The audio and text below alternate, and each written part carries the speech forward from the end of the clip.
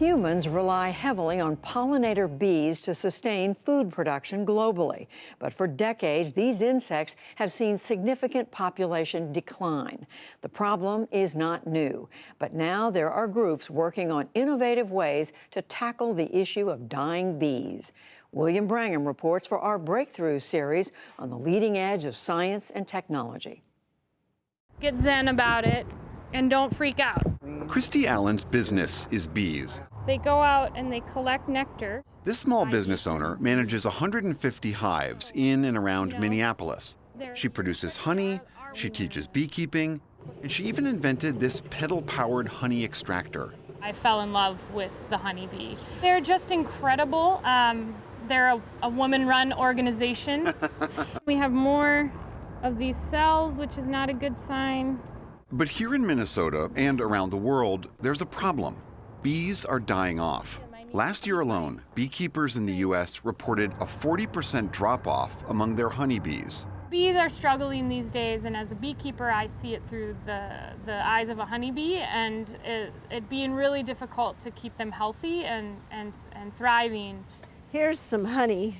Across the river at the University of Minnesota's Bee Lab, Dr. Marla Spivak, who studied bees for over 30 years, says this decline boils down to three things: The pesticides, the parasites, and the poor nutrition.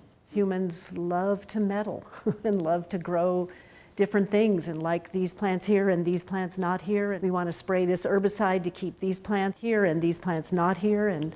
And so all of that affects what's available to bees to support their nutrition. Spivak, who received a 2010 MacArthur Fellowship for her work with bees, says the die-off started with the dramatic rise in the use of pesticides after World War II. The greatest potentiality of DDT lies in dispersal from planes. And it's a problem that continues to worsen today. Just this month, the Environmental Protection Agency approved the use of sulfoxaflor, a pesticide that's toxic to bees. There's something going on with the other queen, that they don't like her. Christy Allen worries that the declining bee population is going to hurt more than just her business. Globally, 3 out of every 4 crops rely on bees for pollination. Our food will get way more expensive. The people who have money are going to be the ones that have access to things like really good fruits and vegetables that keep us healthy. So not only is it a huge public health concern, there's huge economic ramifications. The Central Valley of California is where more than half the produce in America is grown. Every spring, more than 60% of the commercial bees in the country are put onto semi-trucks and carted thousands of miles out here. The hives are then placed at the edge of fields to help pollinate the flowering crops. It takes about 2 hives per acre.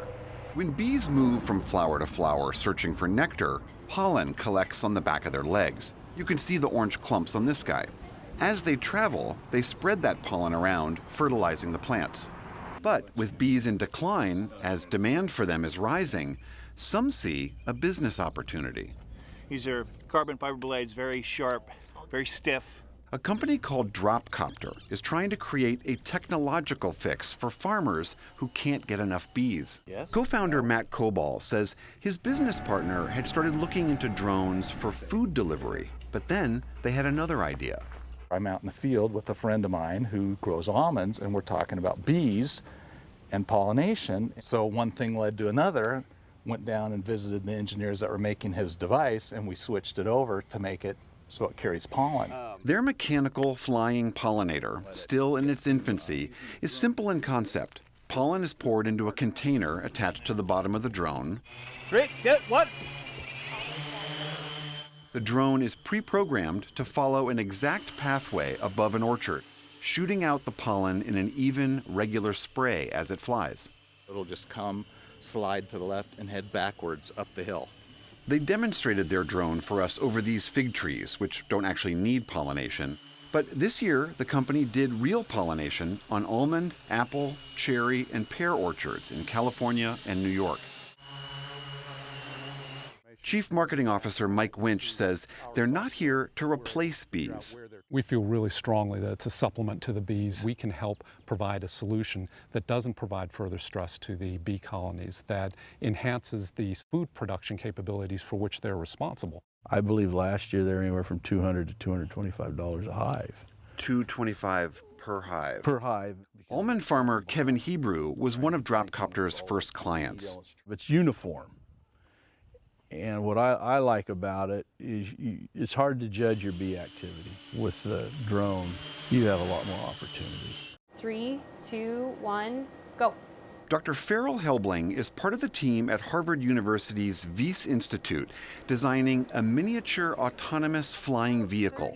They call theirs the RoboBee. But this is down at this scale, we kind of take inspiration from insects in trying to get this flapping motion that you can see. It's an amazing amount of engineering in something at that scale. It's incredible, and everything we do here, we have to come up with how we're going to build it, how we're going to manufacture it, how we're going to, laser cut all of our materials. The goal is to create a small flying robot that mimics what a bee or a fly does. Helbling says if they can get the technology right, they could be used for anything from search and rescue to medicine to monitoring air quality, maybe even pollination. You can make many of them for not that much money. The material cost of these is actually very, very low. You can outfit these vehicles with different sensors or different capabilities, and so you can have a swarm of them interacting with the environment. Of course, the idea of autonomous flying robots is the stuff of science fiction. We think one of your ADIs may be involved in an unexplained death. Sorry?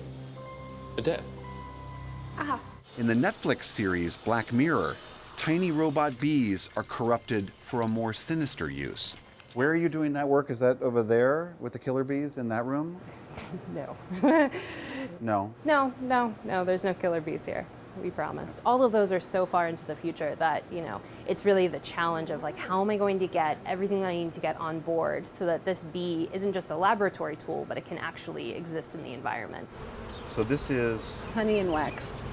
Back in Minnesota, Dr. Spivak is pretty skeptical of a technological fix for pollination. She says we need to focus more on protecting the real live bees that are still here. It's been 100 million years of evolution to evolve all of these diverse bee species. And so creating one robot bee is going to miss out on all the other species that they could be pollinating. I would much prefer that we take that technology and use it to deliver pesticides in minute quantities where needed and only when needed. And for beekeepers like Christy Allen, there's also no replacement for the real thing. I hear about, different technologies. I understand there are benefits, but at what cost? I'm not a total Luddite, and I don't think we should just scrap all technology. But a drone versus a bee, it's a no-brainer decision for me. For the PBS NewsHour, I'm William Brangham.